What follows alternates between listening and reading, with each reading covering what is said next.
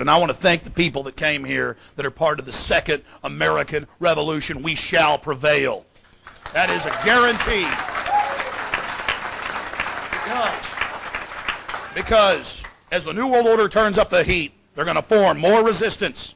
The tighter they squeeze, the more people are going to have that light bulb go off above their head. Now, I believe this council is made up of good people. And I think it's great that Jackie Goodman, Mayor Pro Tem, has brought this forward. Let's go through the facts. And John Ashcroft and Lord Bush and their military-industrial complex owners who are setting up a military dictatorship, I mean, this is admitted, PNAC documents, cannot hide the reality of what's happening. In fact, Ashcroft, 6 months ago, really committed a federal crime. In sworn testimony before the House and Senate, he said there is no new terrorism legislation. It's not been introduced. The Domestic Security Enhancement Act, the Justice Domestic Security Enhancement Act, House and Senate versions. It's like if I got up here and said the sun didn't come up this morning. You'd laugh at me, but the press didn't call him on it. Now he's saying there is a Patriot Act 2 and Victory Act 1 and Victory Act 2, and you better pass all of them. You know what's in Patriot Act 2, Section 501? You fit the description of a terrorist under Section 802 of the first Patriot Act. You can be arrested and secretly executed. That's right, a 3-military judge panel. Now, what is Section 802 of the first Patriot Act? It passed on October 27, 2001 at 5 in the morning when no one was allowed to read it, according to members of Congress. The definition of terrorist is any action that endangers human life that is a violation of any federal or state law. They have many other definitions about anything that influences government. Go read it for yourself. They're counting on you not reading it. They're counting on you not finding it. Ron Paul and others have pointed out that Hitler and Stalin and people didn't have the nerve to put stuff like this down on paper. They just did it. That's what's so amazing about this. And to see the assistant U.S. attorney here peddling this is really sad, but I know it's under orders. Because 2 months ago it was reported that Ashcroft met out in Hollywood with the heads, the big editors of all the newspapers, and the heads of law enforcement, and said, we'd like you to go out and write editorials, editors, we'd like U.S. attorneys, assistant attorneys write editorials, get on talk shows, get out there and sell that this to the people, that this is good, that this is a wonderful thing. So I want the council, in case you don't know this, and the people here today to understand that it's a stage-managed event. I mean, it really was hatched in a smoky room to oppress you, to manipulate you, to con you.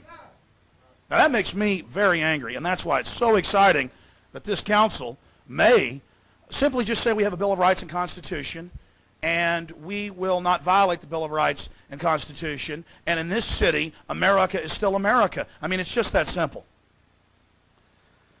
Now, I'm sure you heard about 5 years ago about the FBI crime lab. The head of it, Dr. Frederick Whitehurst, who I've interviewed several times, said, I'm not doing this anymore. We've been framing people, manufacturing evidence. This is out of control.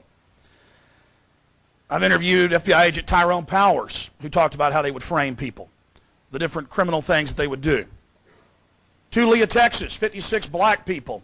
No criminal record, no drug paraphernalia, no nothing. On the word of one corrupt cop, gave them all 20 to 90 years in prison. Now, you think about that.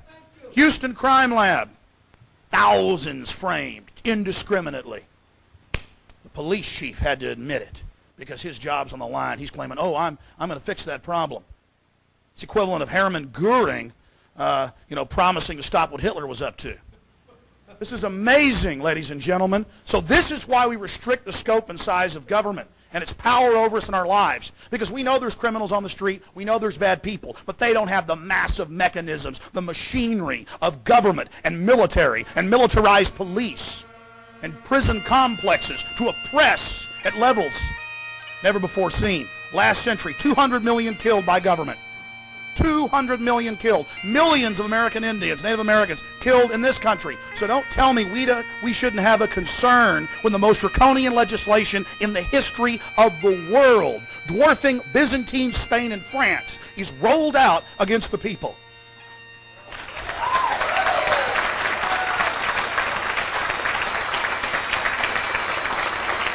Now, I could list the crimes.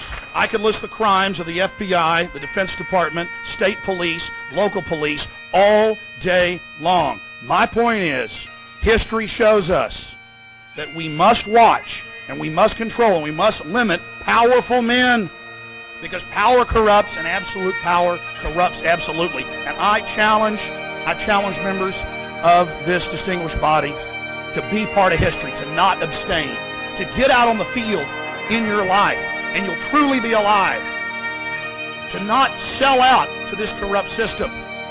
Now, 10th Amendment, very important subject. During abolition, it started around 1810 or so, there were cities, there were towns, there were states that were free, and they said no to the federal government in the north and the government in the south, and they were safe havens for human beings that didn't want to be in bondage and have the courage to flee and risk their lives. It is so American for local governments to stand up to the tyranny of evil men and say no. That is our place, that is our job. And these arguments are baseless, and they are the arguments of liars and tyrants and sycophants that beg at the hand of this global cess system. Now, there's a lot of talk about democracy here this evening, and it's very important to understand that we're a country that has a rule of law. And in a democracy, a pure democracy, if when the Greeks would tally up the stones, they'd say, okay, we're going to kill this guy because we don't like what he's been saying. The majority says so. And they'd go throw him off a cliff. And a lot of the great philosophers. It's two wolves and a sheep voting on what's for dinner. That's what a democracy is. We need a republic, which is a limited democracy, where just because a bunch of people under fear, when the dictator's carrying out terrorist attacks to scare the people into submission, can't stampede off the cliff and round up Arabs or Muslims or Christians or people's land they want. That's what freedom's all about, is protecting everybody. And that's what our beautiful republic does. So please, this is a big step. This is standing up and saying no to this tyranny. This is not just some frivolous resolution that does nothing. This is historical. People all over the country coming together and rediscovering their liberties and freedoms and interfacing with their local government and saying, hey, be part of this solution so that we can have a safe and happy and vibrant community where people can grow and live and learn.